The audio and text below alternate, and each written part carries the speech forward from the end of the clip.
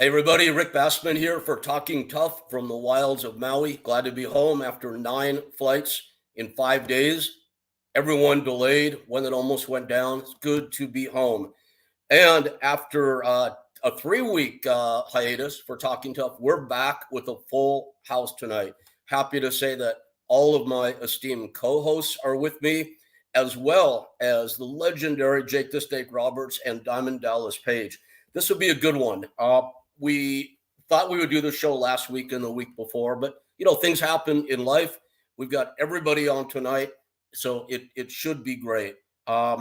Jake Roberts already told me off screen that he doesn't want to hear me talk, so I'm going to get through this fast, and then I want to bring the guys on, and Kassim, who's gotten so good at this, and Bean and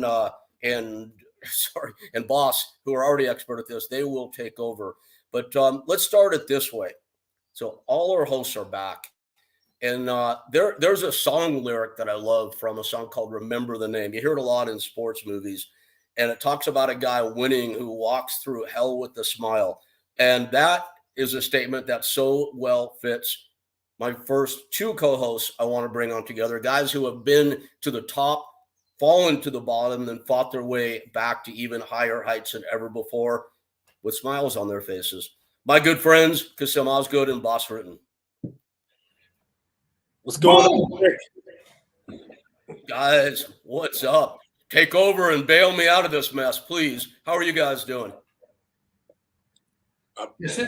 I'm doing amazing, man. It's good to see El Guapo back in here, looking young as ever. I'm practicing on my machine, so I'm ready to go. A couple rounds. 4. You're ready to go a couple rounds with Boss Rutten? Is that what you just said? Talking with Boss Rutten, not fighting. I value my liver functioning properly and my kidneys. I need those. All right. Well, very important. How's everything go? Okay, 4. What would you do? 4. Defense. Remember? Get down. I get down in defense. Ready, Bobby. Good to be back, Rick. It's good to be back, Rick and Kassim. I'm very happy. I've been on a long way. I've been traveling to Europe and everything, and finally, I'm back in America. Finally, we have this show with these 2 crazy guys, Jake the Snake and Diamond Dallas Page. I mean, I'm a little bit worried about what's going to happen, but it's going to be good. Oh, dude, I'm so excited about it. And we have like a special theme tonight because Boss, Kassim, we share one amazingly best friend in common, and that's our good friend Eric Butterbean Esch. And I know he won't mind me saying that I think we were all concerned for his health for quite a while. And one dream, at least one dream I had for years, was to see Butterbean pair up with none other than Diamond Dallas Page. I somehow knew that Page would be the guy, with Bean's spirit and his intestinal fortitude, which he has in multiples. If they were to team up, it would create this unstoppable new Butterbean force. And hell, it looks like that's happening. And I know Page will lead us through that. And I think, and Bean, of course, will tell us what his experience is from Atlanta, where he is at the Diamond Dallas Page, what they call the accountability crib. Now, to add some incredible extra dimension that tonight, we all know that Jake the Snake Roberts, one of the greatest legends in the history of the squared circle, and out for his antics, his stories, his legend. He's been through it with Diamond Dallas Page very famously in the resurrection of Jake the Snake. I think you've all seen it. If you haven't, you got to watch it. It's an amazing transformation. So the theme of transformation today, Boss or Kassim, if one of you want to take over and introduce our amazing friend and our 4th co-host, please have at it. Kassim? Ladies and gentlemen, Eric Esch is a legend in his own right. A legend before you had easy access to YouTube, before they had digital cameras. I'm talking analog. Rewind that tape back manually in your tape deck. Eric Esch would have been viral, what they say nowadays. He would have been viral back in his time. The man deserves all the praise. He's a living legend in my book. I have watched him knock out countless people. I mean, I lost count. I don't have my fingers or toes to count how many people have been knocked out by this guy. One of the most humblest human beings, very soft-spoken, very descriptive of his bodily movements, which we very appreciate. I call him Lean Bean because he's getting real lean, chiseled out. I mean, the guy's he's back on fire, man. I'm very honored to call him friend and co-host. And without further ado, let's bring on Butterbean. The lean, mean fighting machine. There we go. Stripes. Appreciate that. Now I feel important. Look at this guy. Look at his beautiful bald head. Look at this. Look at this goatee thing. Look at everything. And Lean Bean. Yeah, your face hair looks real good. What? Yeah, your face hair. I said, okay, thanks. It's incredible. You said Lean Bean, and I don't know about you guys, but I see a different energy every week that he comes on. And Bean, I mean, I've always loved you, man, but you look like and you sound like a new guy. And you're either sitting farther back from the camera than you usually are, or you've just shrunk. I don't know what it is, but it's one of the two. Wow. I think I've got a little smaller. I know I've got a lot smaller than I was last time we was on. So things are looking really good for me. How are you feeling? How, like your pains? I mean, you're going like all these athletes. We are all professional athletes. We have a lot of pains, right? Aches and pains. How is that going with you? Because you had a lot of pain. I mean, when I first heard the keto, we're gonna get rid of the keto, gluten. We're getting rid of the gluten and dairy. I'm like, what difference is that going to matter? Man, it makes a world of difference. People that have never tried getting rid of the gluten and dairy, I would chunk it out the window and just and start reading labels. It's really important. Yeah, and you're working out every day and twice a day, and what I see more than anything is just your attitude, man. I mean, you just seem like you've always been a great guy and fun to talk with. You just seem happier. I mean, what's going on? What do you attribute that to? It's a little bit of everything. The positivity I'm around at the house, that is a big factor in it. And when I'm doing an appearance at the market, and a lot of people come up and go, "Man, you don't look like you're in pain today." I'm like, I didn't know I looked like I was in pain last week, but they can definitely see a difference. I looked at some pictures from a while back. I'm gonna see if I can find one real quick that really just stands out. That I took a picture of like 2 different pictures of one for me, probably right before I went to the house to like now. I'm trying to find it. Here we go. You can see the difference in the two me. Oh yeah. Oh wow, that's a big difference. Man. Yeah, especially in the chin area, the neck area. I mean, it's just bringing down. It's just, everything. I mean, I look like, and then standing up taller. Here's another picture. You see how hunched over I was, and now look how much taller I'm standing. Oh yeah. Dude, that's a big difference. It's just getting better. I mean, we're just getting started. We got more time to go, so I'm looking forward to the rest of the time, and we're just moving forward. Diamond knows what he's doing. I'll put it that way. Yeah. How are their hips doing? They're actually feeling better. I'm gonna have to have hip surgery without a doubt. We got the X-rays back, and there's no doubt I got a little more weight to lose before the doctor will do it, but that's not gonna be a problem. I think within a month I'll be able to have hip surgery. You got to be the original kingpin. In Spider-Man and all these shows, you are the kingpin right now. There you go. Right? So Bean, good thing about having the hip surgery now, I'll be able to do rehab at the house. So that makes it so much better. Bean, it's similar in some ways, although your story is different than Jake Roberts' experience with Paige. He had other challenges he was facing, in addition to the core one, which is, for lack of a better way to say it, just being brought back to life.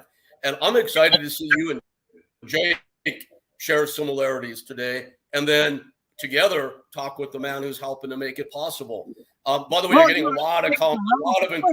I can't tell too much about it, but everybody at the house has their own individual problem that they're trying to change, and they are. I mean, the progress is going good for everybody. Do you find yourself giving encouragement and that encouragement being well received? Is it like a circle of like encouraging each other? Well, everybody's helping each other. I mean, it's a family. Oh, I love Even that. the people in the crew that's filming and the nutritionists and Dallas's daughter that comes and cooks these unbelievable meals for us. That it's just one big team. It's amazing. And is it all different? Like, of course it is. Like different jobs. Like you're a professional athlete. What are the differences to? You definitely have to ask Dallas on that one. Okay. So, boss, let's do that, man. Let's get ready to bring our guests on. And Bean, I love that you mentioned family. You know, guys, I've been in the wrestling business forever, but I was before that a fan and always will be a fan. But I don't get to be that very often these days. And a couple of years ago, when Jake Roberts was inducted into the WWE Hall of Fame and Dallas Page did his induction speech, if you guys haven't seen that, you got to watch it. Whether you ever watch wrestling for 1 minute in your life, I know you're a fan or not, you see the heart in that. You see an amazing transformation in life, an amazing bond between human beings. And at the end of the day, it makes all the difference. So, you know, that having Rick, especially if you watch the resurrection of Jake before you watch that. And yes. then it all makes a lot of sense. Yep. Agreed. So with that, let's bring on two gentlemen who I think embody transformation on all ends of the coin more than anybody else I can think of. Guys, on all of our behalves, our pleasure to welcome the legendary Jake the Snake Roberts and Diamond Dallas Page to Talking Tough. Yeah. What's up, boys? Guys, How's it going? Page, It's what obvious. do we miss in that intro, Jake? What do we miss there? This is not a beauty contest, is it? No, because I will beat you, all of you. Like you used to have that head circumcised. Just roll it down like a turtleneck, Bean. What a nice thing to say. The opening of the show. Jake the Snake. I'm talking about snake. Wait a minute. You're talking about circumcision. Yeah.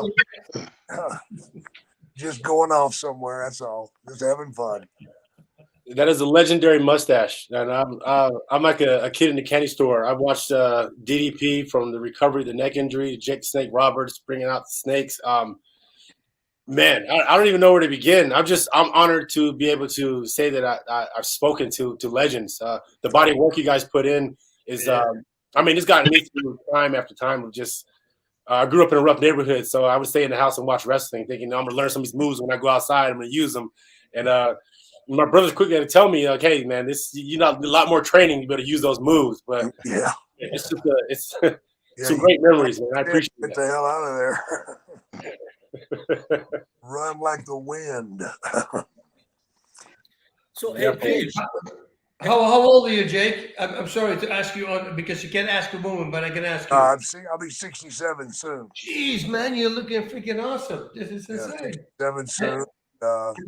A lot to owe to freaking Diamond Dallas there, right? This guy, he's changing people's lives. Oh, millions, man.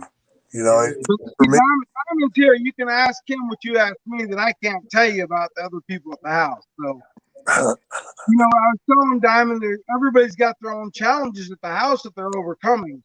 Yeah. And they were wanting to know what they were. So I told them they'd have to ask you, Diamond. Well, let's let Jake check it. You know, when Jake, you know, if anybody mentioned the resurrection of Jake Snake a couple times, if anybody wants to see it who hasn't seen it, just go on Amazon Prime. It's up there, and you'll see Jake is like, just overcome so many hurdles in his life to be. Jake, where would you say you are in your life now and about to turn 67? Well, here's the great thing, man. I was thinking about it earlier this evening, man, just about sunset. It's like, you know, things are so good for me right now that I keep waiting for the other shoe to drop, right? And you know how that feeling is, man. It's like, man, something bad's fixing to happen. But I'm okay if something bad happens now, because I know that when it does happen, that I got the tools to straighten it out. without going down that bad street, without using again, without drinking again, without having to lie, without having to cheat or steal. I know that I got myself right. And so I can take whatever comes in me and meet it head on and smile, and that's a great feeling to be able to do that. It used to, whenever I would have things come up or issues come up, or maybe my past came up and barked and bit me, I would run from it. You can't get nowhere running away. You got to go back towards it, man. You got to meet it head on. And whatever the problem is, face it and take it apart. It'd be like Bean getting in the ring and trying to outrun the guy. What the hell for? I'll just wait for him to come around and knock his ass out. Yep. And that's what you got to do, man. You just got to get yourself right. Know that you're walking the line. A lot of faith goes in with that. And just keep smiling, man, because the world's a beautiful place, man, if you let it happen, and if you can appreciate the simpler things in life. I think I appreciate honesty so much more now because I understand it. Back before I never did. Holy shit, are you kidding me? The drugs and the alcohol, that was just, those were my tools to run with. Yep. To disappear with, to hide with. And the things that happened to me early in my life that scarred me, I never wanted to bring those out. I never wanted to talk about them. And I encourage anybody out there, if you want to get better in life, you need to start talking about what your real problems are, about that pain. Because the only way you can beat it is by exposing it to the light. Accepting it. Yeah, Yep. accept it. It happens. Get over it. Okay. And you'd be surprised once you start sharing how many other people are just like there's Everybody. the same damn problems. What was it, Jake? With you? Now you said, okay, you need to talk about it. What was it really that set you on the wrong path? It was my beginning in life. My father wasn't a good man. He was a child molester, man. He raped my mother when she was 12 years old. But back then you just married the young girl and kept moving, different ways. They'd have hung his ass here now, Yeah. And rightfully they should have. He molested his own daughters. Oh. He had me molested by his ex-wife. Some ugly stuff went down, man. And, we always hid from it. It's like secrets within the family. Yeah. Never talk about that stuff, And as I got into wrestling, I started running into men that knew about my father. And they would throw that shit in my face. And I didn't believe it. I didn't want to believe it. And as that kept eating away at me, I started to withdraw. And I actually used that as fuel to get ahead because I got so angry about it. Anger can be a great tool, man. But you got to be careful because it'll turn around and bite you on the ass too. 100%. And I just know that in my life, I know that all things are possible now. Recovery is possible for anybody that wants it, but you got to be prepared to do the work. Bean's going to find out. He's already starting to enjoy I call it, he's in a pink and fuzzy stage right now. Everything's fluffy and feels good.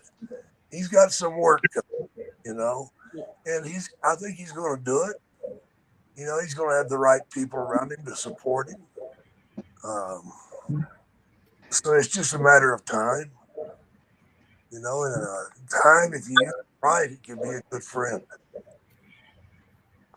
Oh, no, nobody's going to mess with Bean, I know that, because he's got a big power group behind him. I mean, somebody touches him or any of you guys, we're all going to come over. Oh, we're all good, man. I almost think it's easier for us because there's 5 of us, where Jake was kind of like there by himself with like he had other people surrounding him, but not like other people going through the same thing that he is at the exact same time. I think that helps us a lot having the other 5 or other 4 helping, supporting you. Yeah, I was kind of the Frankenstein model whenever I was, you know. They have me wired up to everything, man. We all sat and watched It was tough the though, man. resurrection, and it touched all of us, Jake. Yeah, I know. You know, the thing about Dallas was the thing that made it possible.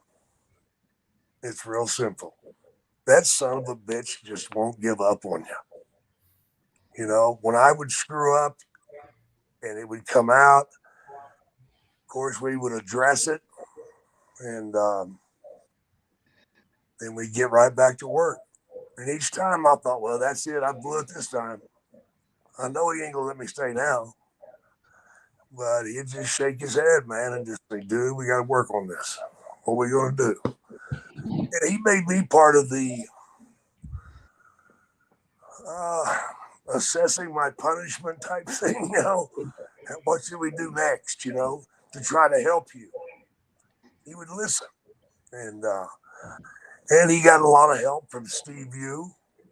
And they researched this stuff, man. They didn't know what a junkie was, you know. So I was the first to go through, and then Scott come along, of course. But there's thousands of people out there that Dallas has helped through places, man, through dark holes. You know, people that have been abused, people that are overweight and being abused verbally every day.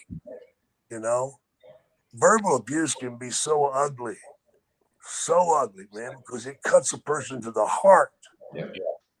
Because there are people out there that will search you out and throw this stuff on you and want to watch you be in pain. There's some ugly people in this world. Yep. Yeah. You know, but the only way you're going to get back with them, man, is just to smile at them, you know. And they hate that shit. Don't smile at some bitches trying to make you miserable. I like doing that because you make them worry a little bit. You're like, some bitch is smiling at me, man. What's he going to do?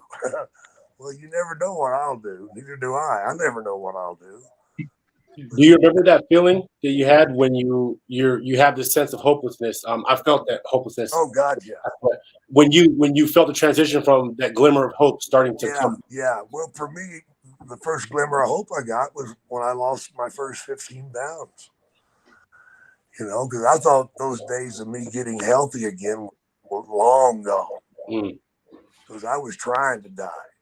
You know, my life was over. And I was just trying to, hurry it up, you know. Yeah. And but God had a different plan for me, man.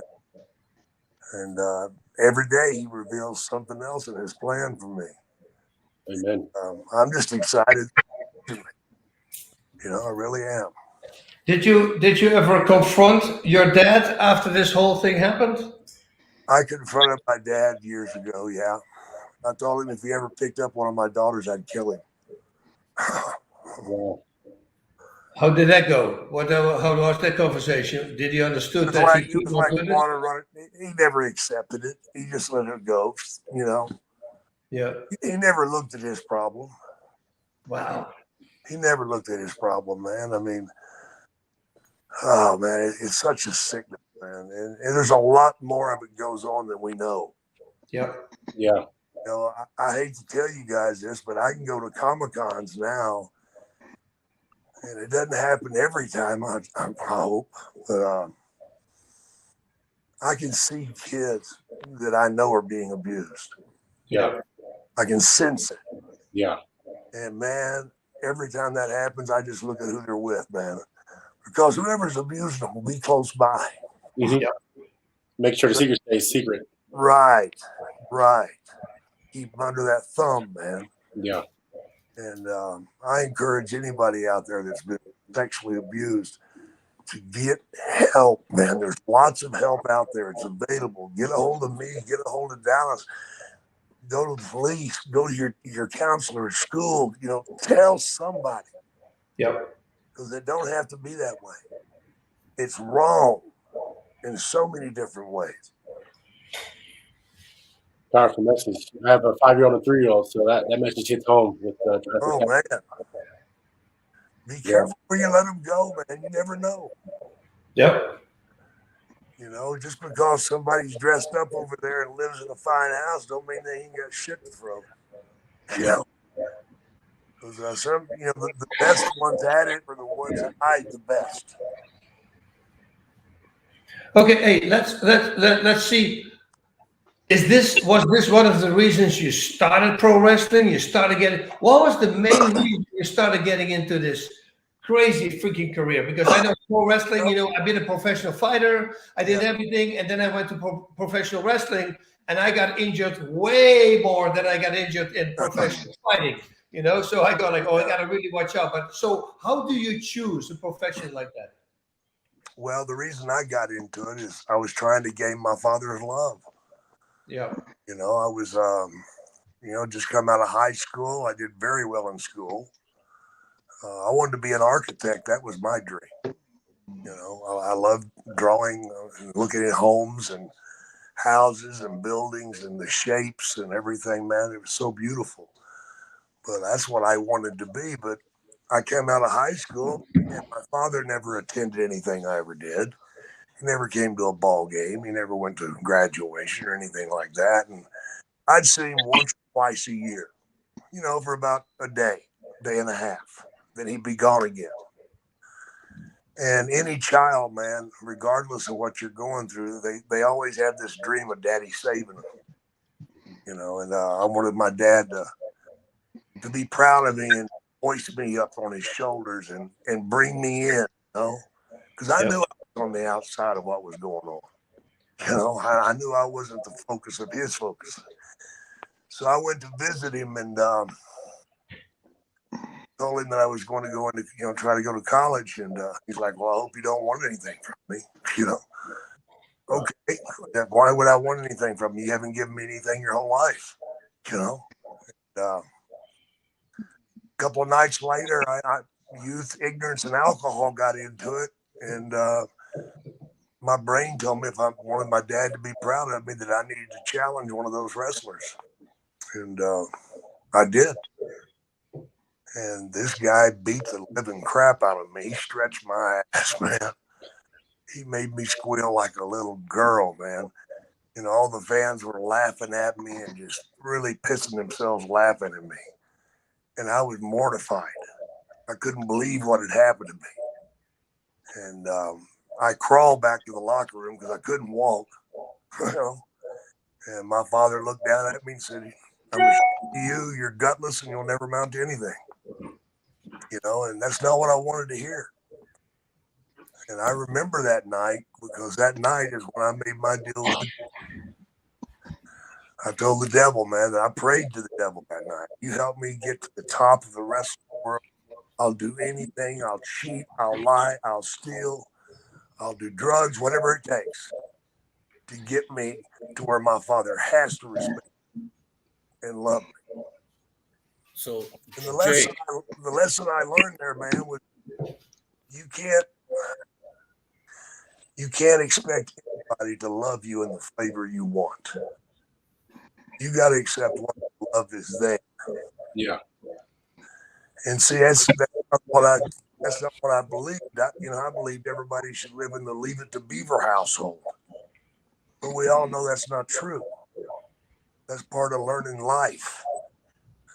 And that's the reason I got into wrestling, man, because I wanted to break it off of my father's rear end. And, you know, he never told me, not once, that he was proud of me in my career. He would tell other people he was proud of me, but would not tell me. And I forgave him for his wrongs I guess about 5, 6 years before he died. And, you don't get to choose who your father is, And it's, it's hard, man. And But, so but all these years later, decades later, Jake the Snake Roberts is a much bigger name in pro wrestling than Grizzly Smith ever was. Oh, Does that matter? Does that matter? Is that important? No.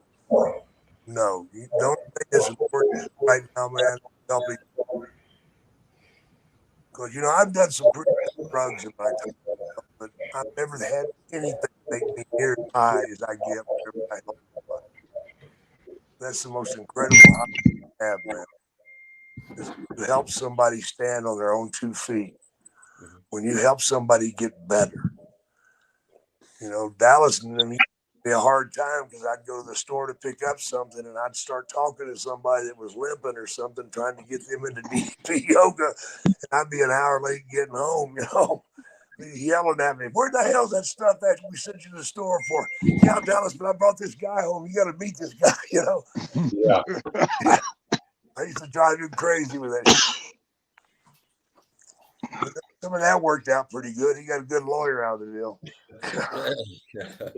So, hey, Jake, with that, let's transition over to DDPY Yeah, and Dallas. I don't know if we're even allowed to say the name of the show. So Yeah. we're okay.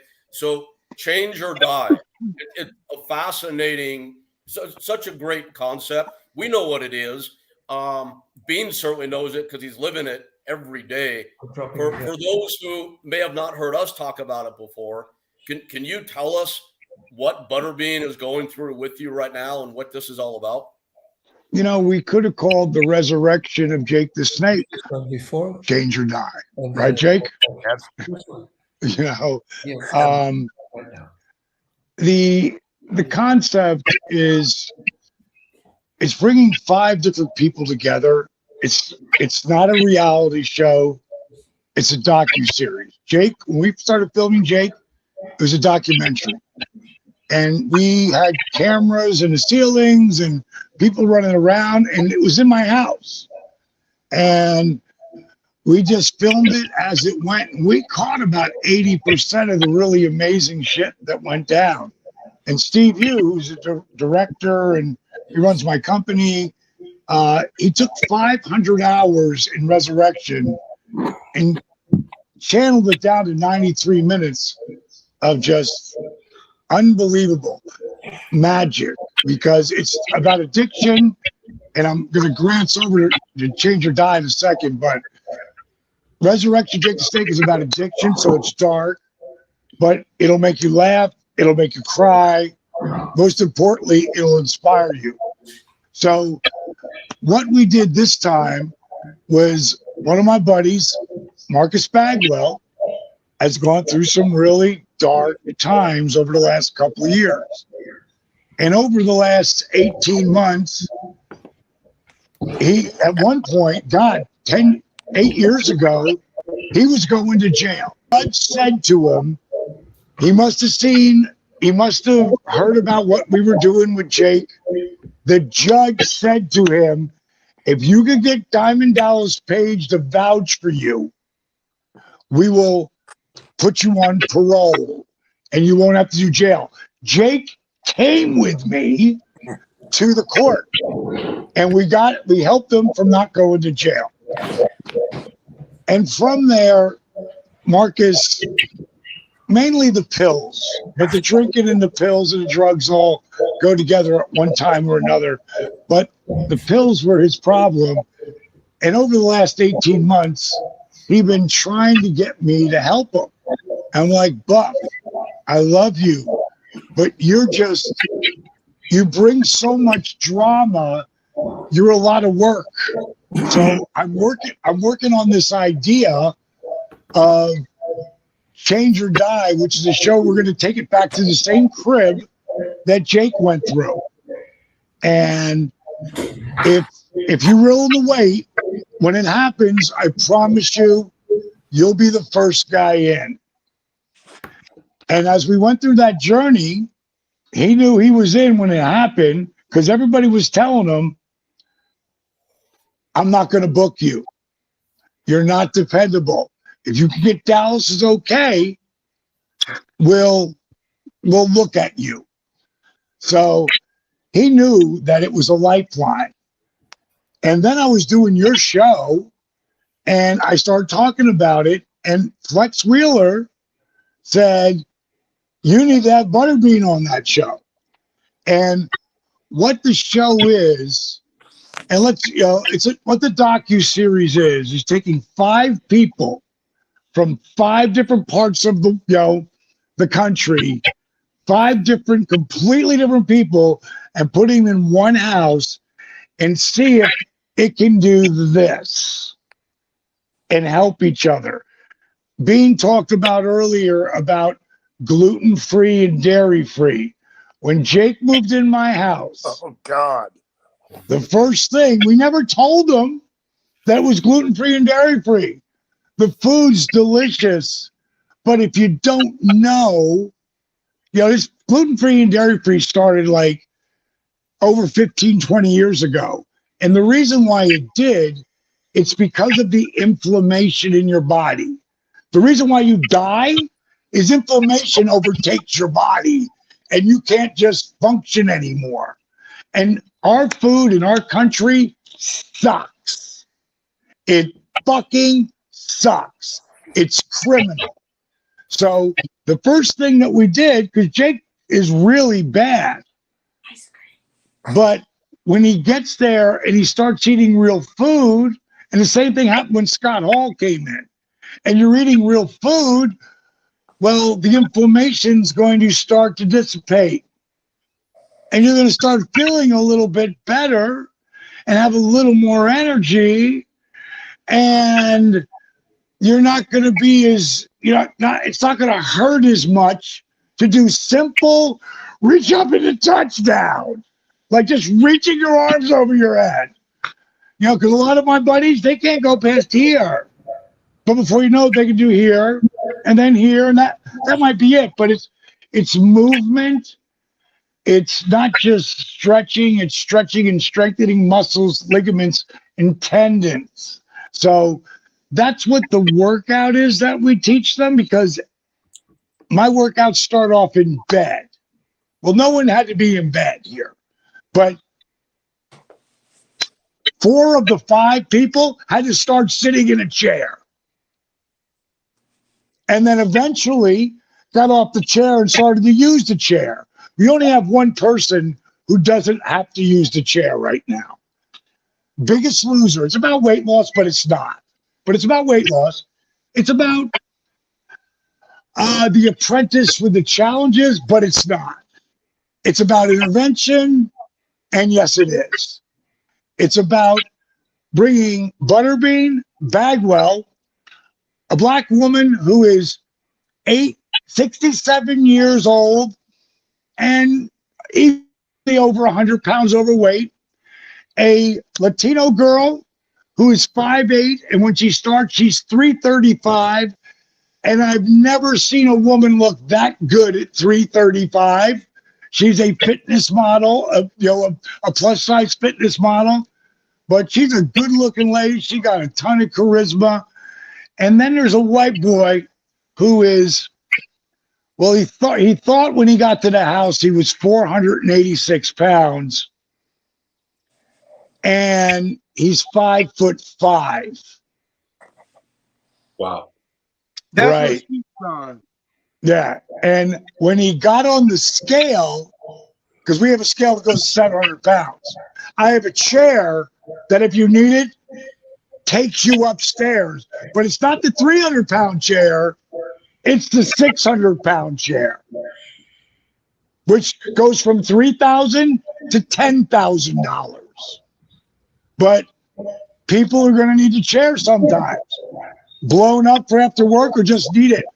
This kid needed it. When he got on the scale, he was 513 pounds. Wow. And he just started crying. Bean was there. Every single person's heart went out to this kid. He's All I'll tell you about that kid for right now. First of all, being in Buff, and all I'm going to say is they blew everybody away the first 4 weeks. Blew everyone away because these two guys are athletes. They know how to friggin' cut back on the carbs for weight. And the other people are as green as grass. So the first 4 weeks, those guys blew everybody away. This kid, his name is Taylor. We call him T-Dog. He couldn't stand for more than 15 seconds. Am I lying, Bean? No, you're right on the money. 15 seconds, I got to sit down. Really at 10. And to see where this kid, and all I'll tell you is Bean was sitting in the room today because my head trainer that works with me, and one of my best friends, he's like my brother, his name is Josh Nair. And he is so amazing with everyone. Some days he does 2 workouts a day. That means he might do 10 workouts in a day because we do it with you. It's not friggin' do this, do that, do this, do that. We do it with you. So you can actually see and understand, okay, now go a little bit farther, go a little bit deeper, and I come in after a week or so and then take people through different programs and take them a little bit farther. And then Josh takes that and builds on that. My wife, Paige, comes in, does the same thing. So this kid today, and I just have him, I'll walk around the block. He can't walk around the block, but he can walk around the house. And the first time he had to sit down 5 times. Yesterday, he sat down twice very quickly and up in 15 seconds and beat his best time ever around the house. You know that show, My 600-Pound Life? Mm-hmm.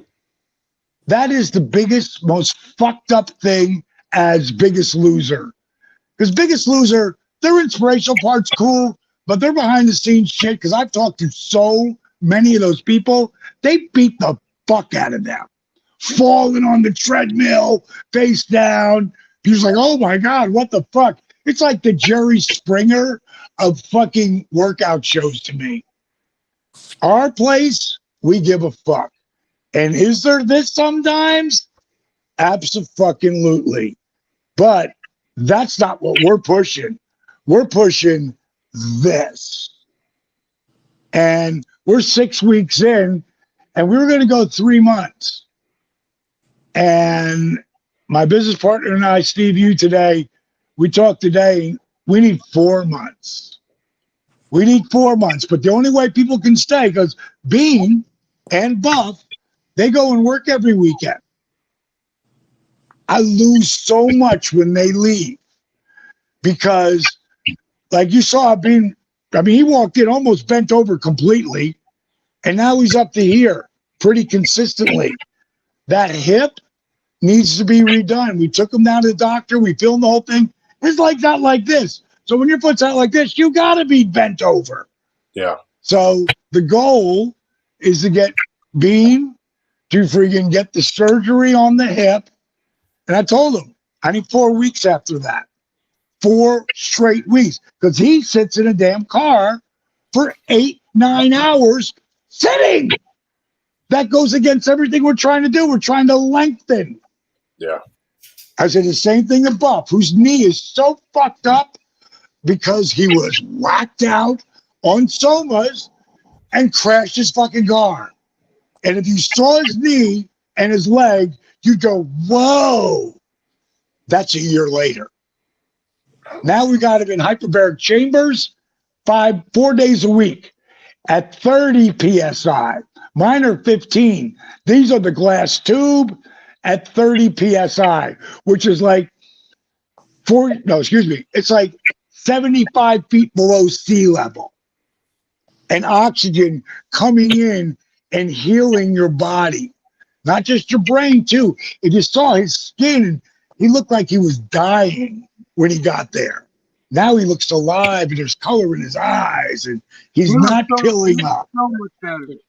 Huge difference. I mean, Paige, the difference is amazing, man. We see it. It's so clear. Incredible. So that Hey, Diamond, I got here at the house. I got a doctor's appointment tomorrow. My granddaughter pulled up about the same time, and I was sitting in a scooter chair before, and now I'm on my crutches. For the first time, they come running up to me. how'd that feel? How'd that feel, Bean? Yeah. Yeah. Jake's got his kids and his grandkids. We all went fishing up in when we were down at Mania. We all went fishing. He got the boats for us. We all went out fishing. You know, it's all about quality of life, and that's what I'm trying to help people get. We teach them how to eat. We teach them how to train. More importantly, we teach them how to think. Reboot the negative bullshit you tell yourself and live life with a positive attitude. Now, I'm positive, I'm positive, I'm positive. It's like, what's the story you tell yourself? Jake and I had a great story. That was one of the very few things that wasn't on film. But I was in the kitchen, in the crib, same place that Bean's at. And Jake came down and he punched. He was so mad, he punched the marble counter. And he goes, I'm such a fucking loser. I go, bro, what's the matter? What's the matter? He goes, I'm such an idiot. I go, bro, stop saying that. Stop saying that. He goes, oh, D. I go, come here. And I walked him into the bathroom. I said, what do you see? He goes, a fucking loser. I go, stop saying that. I go, look at the t-shirt you're wearing. And the t-shirt said, wasted youth. And I go, every time you wear that t-shirt, bro, that's what you say. You should be wearing positive energy. You should be wearing unstoppable. You should be willing to never give up. He said, you know what? And it clicked. He goes, you're right. And he came downstairs and he wrote this out. What did you write, Jake? My history will not be my destiny. Powerful. Yeah. That's it. That's a quote on a t-shirt right there. Yeah, absolutely. And Dallas is right about it's the story you tell yourself, man. Yep. You've got to believe in yourself. So there. It's all, it's your head, it's your heart, all working in unison, man. It's a great place to be, and I'm excited for the people at the crib because I know what's going to happen. It's like I know this movie there's film. I already know the ending to it. It's like, oh man, I want to tell them, but I can't. Yeah, it's awesome, man. It really. Jake and Paige, what can somebody that's really hurting do for themselves if they don't have a Diamond Dallas Page in their lives? What's like a basic piece of advice you can do for somebody to start turning it around? Well, that one. I'll tell you the easiest thing, because I ain't pitching shit here. I give my app out for 7 days so people can do exactly what I'm going to tell you. If you go to ddpyoga.com or ddpy.com and you get the app, 7 days are free. Kill it after that. Because in 7 days, you go on that app, the very first thing you'll see is the list. You hit that video, and I'm going to tell you what the list is. People see literally thousands and thousands of people, tens of thousands. If you go to ddpyoga.com, just DDP Yoga, one word on Facebook, fuck what I'm telling you. Fuck what Jake Butterbean's telling you. Just go DDP Yoga, one word on Facebook. Read what people write. It started with a buddy of mine named Chris Gabriano. Then it was 5 people. Then it was 10. Then it was 100. Now there's 70,000 fucking people that help each other. You can't fake that shit. That's one of the things I have you do on the list. The other one is figure out what your why is. The very first thing that we ask you to do as a contest is what, Bean? Why are you there? Why are you there? And we make a video of it. And you tell us why you're there. That's the number one thing. Later on, we'll teach you how to set goals.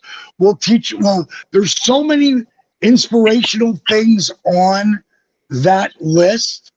And everyone who does the complete list, their life just does, they don't just change their life, they start owning their life.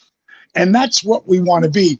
And everybody here was a fucking athlete and a hell of an athlete. But as an athlete, you beat the fuck out of your body, which leads to can be a really horrible friggin' golden years. Yeah. They're not horrible for me. They're not horrible for Jake. Are they still sore? Hell yeah. Are my knees still bone on bone? Yeah, but I fight it every day. Every morning, every night. I fight it and hold it back. Because when you stop, that's where you're fucked. That's where you're fucked. Get the knee surgeries, get the hip replacement, whatever you got to do. I have none of that shit yet. And I turned 66 last week. So it's all about movement and strength built into the movement, which creates the mobility that helps you hold back the hands of time. And that's what everything that I give you on the list is there. And if you want to keep the app after that, keep it. If you don't, blow it the fuck off. But the bottom line is, if you do everything on the list, no matter what, it'll change the way you think. You think. Paige, if you don't mind, I want to offer an unsolicited testimonial here. A couple of months ago, you and I were speaking, and I think we had talked. I had done like 15 days in a row of DDPY after years of not doing it, and I was feeling great. And then, like a fucking idiot, I stopped doing it. So I come back from the trip I was on, just beaten to death and more exhausted than I've been in I don't know how long. I'm 60 now. My story I tell myself is my body's wrecked. I know it's a story. So maybe in honor of tonight's show, maybe just because I knew I needed it, I put on DDPY today on my TV. I did one workout. It was 15 minutes. It was a beginning workout. I did the list first. I did the workout, and dude, it reset my entire day, physically, mentally, emotionally, the whole nine. So I just want to echo what you're saying. People out there, if you're having a hard time getting started, do something. All you need is an internet connection. Go to the library and get it if you have to. Try out what Paige is saying. Try DDPY. It's a life changer. It don't matter what kind of condition you're in. There's a program that will work for you. I guarantee it. I gotta go, guys. I'll talk to you later. Thanks, Jake. Thank you, man. Thanks so much for joining us. All right, bro. The other day we had Josh works everybody one-on-one, but the other day was the first time ever, right, Bean? All 5 people were working out together, which is really friggin' cool, man, because they're all at different levels, but they all can make it their own, which is super cool. I had a question I've had for probably 25 years. I've always wanted to ask you. When you were rehabbing your neck injury back in the day, what was that small, still voice telling you in your head? Like, what did the motivation sound like from in the internal aspect of it? Because as athletes, we all have a small, still voice that tells us how to achieve goals. What was the voice telling you? Well, let's go back to before the neck. It was the back, and the back is what. When I didn't start wrestling when I was 35. My career took off when I was 40, which was in 96. Yeah. 97 and 98. I was doing 274 plus days a year in the ring. Wow. Bouncing and banging. And one of my matches at that time would be the equivalent of 4 to 5 car accidents for a normal human being. And we all know that it's incredible what you can get used to, you know? And one night we were in a tag match and Kevin Nash picked me up and powerbombed me. And I thought someone shot me in the back, like with a shotgun. And what had happened is I ruptured my L4 and L5 so severely, I had 3 spine specialists tell me my career was over.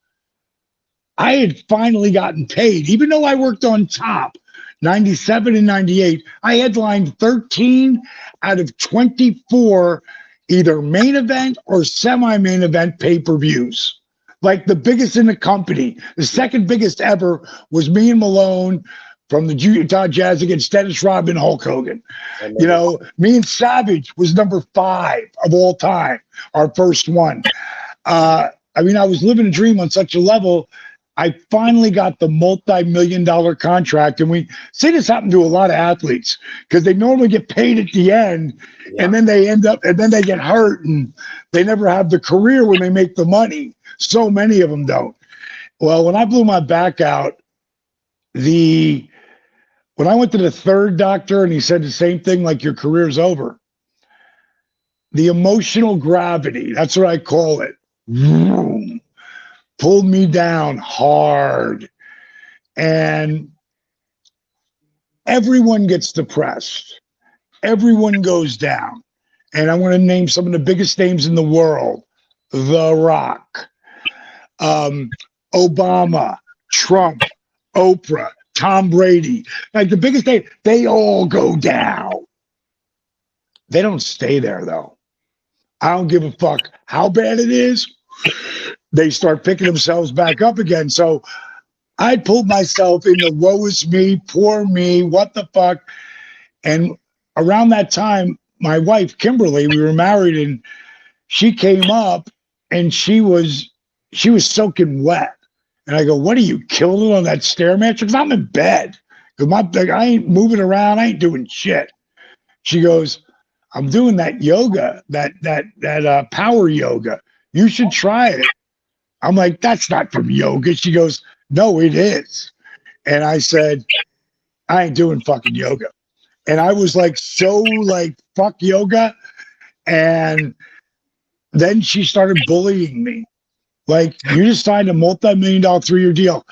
You do everything. I'm the first one to ice his body ever in professional wrestling by 5 years. And the only reason people started icing their body, because we got trainers 5 years later. Wow. I iced my knees and my back. I would leave the building the last 4 years of my career, ice pads under ice packs, not the friggin', baggy, screw on ice packs underneath both t-shirts, on both knees with ace bandages and one on my back. And that's how I drove to the next town. Stopped to friggin' get gas, filled up the ice bags, put them back, and kept driving 100, 200, 300 miles.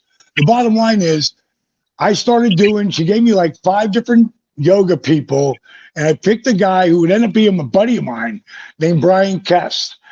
He trained, you want to know why Kareem Abdul-Jabbar played until he was 41? Guys in the NBA don't play past 35. No. He played till he was 41, and he's the leading scorer of all time. Now, LeBron, college, starting as friggin' an 18-year-old, there's a really good chance if he doesn't get hurt, and he ain't getting hurt, friggin', he's going to break that record. But it's going to take someone like LeBron to break that record. But he ain't there yet. But friggin' Jabbar had Brian Kest as his instructor. And he did a bunch of friggin' athletes and shit. So I started doing it. There was no modifications. Everybody was Gumby. They could do all sorts of shit. And it was frustrating. But I was forced to figure out modifications. Like in my shit, all my beginning stuff, and I mean beginner, intermediate, beginner, advanced, has modifications. Now, once you leave there, I assume you know the modifications. So I talk about them, but I don't stress it. I'm more about the workout. But modifying and making it your own, that's why I can have 500, 600, 700-pound people do my workout and get unbelievable results because they can modify and make it their own. And one night I just started to mix the rehab. That I had both shoulder surgeries by that time, both knee surgeries by that time. So I knew a lot about rehab. So I started to mix that together. I threw an old school calisthenics, done with a slow burn movement, and then something that's just time under tension, like weightlifting. And I call it dynamic resistance. And Bean's right there. And pushing and pulling with no weight. Every time you flex or engage a muscle, your heart has to beat faster to get the blood to the muscle, so you jack your heart rate up standing still. So now I got a zero. My lawyer made me say minimal joint impact workout, kick-ass cardio, dramatically increase your flexibility, strengthen your core at a different level with minimal joint impact. At any point in time, Kassim, I can take either one of my feet, pull it up, put it in your face, and pull it over my head and have a conversation with you at 6'4", 228 pounds of twisted steel and sex appeal, and 66 years young. Yeah. At any point in time, waking up in the morning, I can do it. A little bit more challenging then, but this is, if you're an athlete, all you gotta do is, there's so many wrestling fans out there that are top athletes. Just look at Chris Jericho. He's 51. He just signed another multi-year fucking multi-million-dollar contract. Wow. He's 51. He's been doing my shit since he was 41 when he blew his back out, just like I did. And the doctor said, "You're done." 10 years later, fucker's the most over wrestler. I mean, he's at Ric Flair level at this point. Yeah. Ric Flair having been on top for 30 years. So is friggin' Jericho. So Dallas, you have captained some amazing transformations. Let me put you on the spot for a second. About 3 weeks ago on this show here, Butterbean, who we all near and dear to all of our hearts, really blew me away when he said he wanted to fight Jake Paul. I never thought I'd hear Butterbean talk about getting back in the ring again. Can Bean get back in the ring? Bean knows how I feel about that. You know, at 55, I'm thinking about quality of life. I would never say never, because that's he's one of the toughest sons of a bitch alive, even bent over. He's one of the toughest sons of a bitch alive. So get the hip operation, get straight up and down, be able to do this straight up and down. Then we'll talk about that. You know what I mean? Because I would go into really training Bean at a different level if he was going to go to do that. But we're not there yet. Do I see it as a carrot, something to motivate him? Absolutely. Jake Roberts wanted to be in the Battle Royal, the Royal Rumble. Yep. That was his driving force. They didn't put him in the Battle Royal, the Royal Rumble, but he went in the Hall of Fame. Yep. Way bigger. Yeah. Way bigger. Was one more thing I have to bring up tonight. So Dallas was gracious enough, guys, Kassim, Boss, Bean, I don't know if you know this, but it is his wife, Paige's birthday tonight. Right. And Dallas decided to join us, thank you, on that birthday. Is she somewhere near Scott? No, she's upstairs, bro. I was thinking we'd offer You're the doghouse. harmony for happy birthday, but maybe it's not a good idea. Yeah, well, no, when I told her, she's like, "Honey, we're gonna be back in time." Blah blah blah. I'm like, "Are you sure?" And she's like, "No, I'm sure." So Rick was pretty pissed off at me, and I text him back. I go, "Hey, Paige said it was okay. She's good. And if you want me in, I'll still do it. If not, no worries." He wrote back, "You're in." I'm like, all right. Well, I wanted to do it. I wanted to do it. I didn't want to put her out, but she's a very special human being and my favorite human being on the planet. Nice. She's Well, awesome. happy birthday to the missus She for is sure. absolutely awesome. Man, she's a great lady, man. Man, happy birthday to Paige from all of Happy us. birthday, brother. Yeah, happy birthday to her.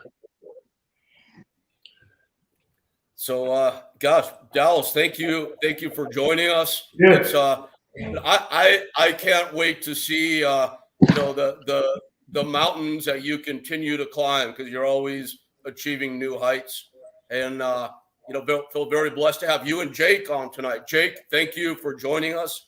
Yep. Amazing, and God, guys, what a collection of superstars I get to share the screen with tonight. So, Bean, Kassim, Boss. Thank you all, man. Always a pleasure seeing you guys. Oh yeah. Dallas, Thank you, fellas. Thank See you. ya. Man, that was Bang. crazy, man. Freaking Yeah. awesome, brother. See you guys. Unbelievable. good night, all. Good Bye, night. See you guys. soon. Go to your wife. Make Yeah. love. Exactly.